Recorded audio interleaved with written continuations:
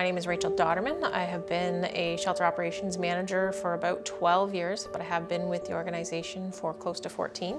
I've had the benefit of being able to watch the organization grow to the size that we are now and with all the programs that we've been able to offer. My name is Strathdee. I'm one of the new board members this year. I'm also an active foster parent to many special needs and medical cats. I take them and provide the specialized foster care, so medical, behavioral. I've worked with every possible disorder coming through here, get them adoption ready, and then bring them back to find their homes. The Humane Society does so much more than just adopting dogs. We have cruelty investigations, medical, behavior, just different things that we do for animals. Hi!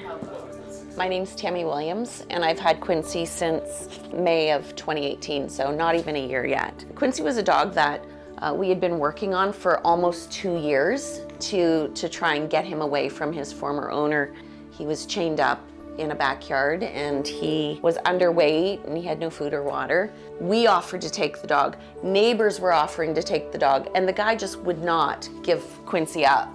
And I don't know why, because all the dog did was hang out in the backyard. But because animal laws are so poor and outdated in our country, we just couldn't get him. Then the dog went missing. My name's Natalie. I'm an animal cruelty investigator with the Windsor Humane Society, and I've been investigating cruelty for 5 years now. I first met Quincy approximately 4 years ago. We were investigating his owner for neglect. We were repeatedly at the property, making sure that he was complying with minimum standards of care. After that, I didn't see Quincy for quite some time, and on May 3rd of 2018, my partner Amy and I received a call about an emaciated dog in a backyard. When we reached the doghouse, the dog came out. He was hunched over. You could see his ribs, his spine. He just looked defeated. He looked very broken. He came out tail wagging, hunched over from the chain. At that point, we looked around. There was no food, there was very dirty water, and he was shivering uncontrollably, which dogs don't usually do. We had a short conversation and decided that the dog, Quincy, was in immediate distress, so we decided to seize the animal. He was really underweight. He was in really bad condition all around his snout and his ears, and a lot on his chest. His body was very pink. He was just in really bad shape. They call me Limo Jack. This is Skid Row. He was all shaved down, bunch of stitches, pretty messed up. This cat don't get along with other cats. This cat was just fight, fight, fight, fight, fight. Skid Row was about 7 years old when he came to us, and he came to us with some pretty extensive injuries from a cat fight. The wounds, unfortunately, were quite old when he came to us, so they had been unfortunately infected with maggots and were in a pretty bad state. I'm Dr. Kayla Beetham. I'm the shelter veterinarian here at the Windsor-Essex County Humane Society. My main role here at the Humane Society is treating all of our in-shelter animals, all of our homeless animals, providing medical care for them, whether that's surgery, medical checks, preventative care. So it actually took weeks for Skid Row to really come around to the point where we were comfortable with putting him up for adoption and potentially finding him a home. Definitely a lot of intensive care, a lot of nursing care with our veterinary technicians here. Definitely was a lot of involvement that way. This cat comes straight to me. I think right there I was hooked. So here he is 5 months later, and this is his sanctuary, this office. He hangs out here, sleeps in a chair, or sleeps in over there in his heated blanket, and if you sit here long enough, he'll be on your lap. I went there and I was like, oh, maybe this one, and the guy said, oh, if you have other cats, it's not a good match for this one. You should maybe go with Sloppy Joe, because he was one of my choices. When we're dealing with more of the extreme or special cases, there's certainly few and far between of ones that go through extensive care before finding a home. Sloppy Joe was definitely one of those cases that we weren't really sure what the outcome was going to be. Kind of going into it, things looked quite complicated, so requiring numerous surgeries, that sort of thing. C'est pas toi. You're not the star today. My name is Marie-Christine.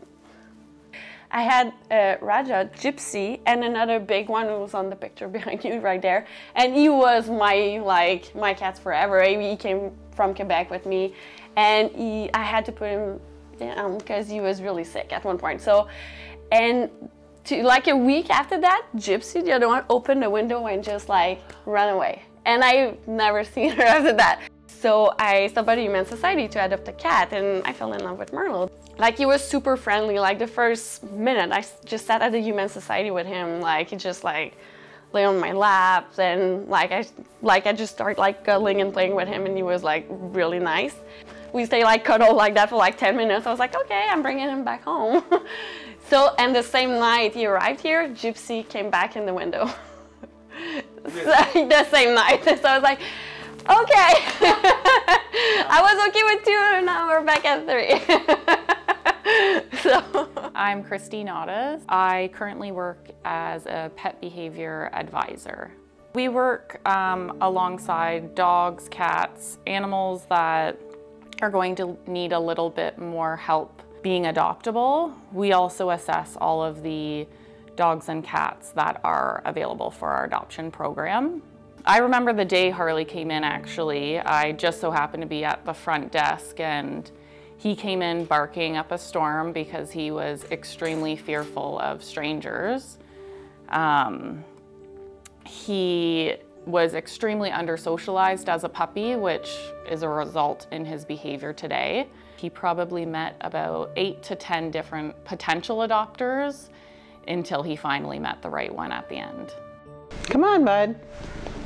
I see you. We got them all within a year. So Adele and Hugo, brother and sister, I had gotten them as puppies, and they were a lot of work in and of themselves. And just on a whim, I happened to see Arly's photo on Facebook one night. You know, kind of just made the comment, what a beautiful dog, and then didn't think about it again, and his picture showed up about 4 more times, and finally I applied for him, and it said that he had some special needs. Very high anxiety. I think it's important to remember that, you know, Arly is Arly, and he comes with his own set of baggage, and he's got his own character, and he's changed so much since we've had him, but there's still always going to be, I think, things that are going to be a challenge for him to overcome. All the dogs are very gentle with the cats, and you know, Hugo's only got one eye. All the cats are blind. They all kind of are sympathetic or empathetic to each other, in that they all have some challenges to overcome, but they're all very, very good with each other, and they all seem to get along really well. So when we came along, I think it was just kind of fate who brought us to him and him to us, because he's really completed our family.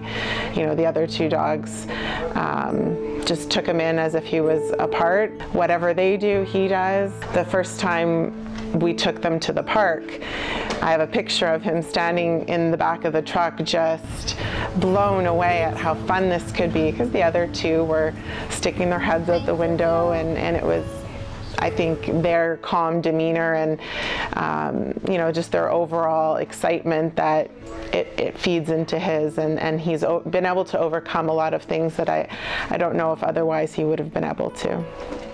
The greatest thing for us, I think, working here is seeing the stories of animals coming back, looking relaxed and happy in their new homes, or even coming back for a visit and just looking so loved. That's really what makes it all worthwhile.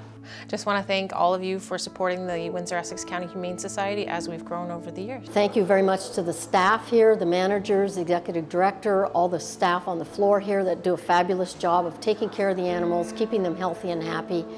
And just thank you to Windsor-Essex. Merci beaucoup à tous. Again, 3,000 animals were adopted into homes and care provided because of our generous donors. So thank you to our donors, thank you to our volunteers and staff, thank you to the board of directors, and thank you to Windsor-Essex. We both say thank you. Thank you. Thank you. Thank you. Thank you. Thank you. Thank you. Thank you. Thank you. Thank you. We can't do it without you.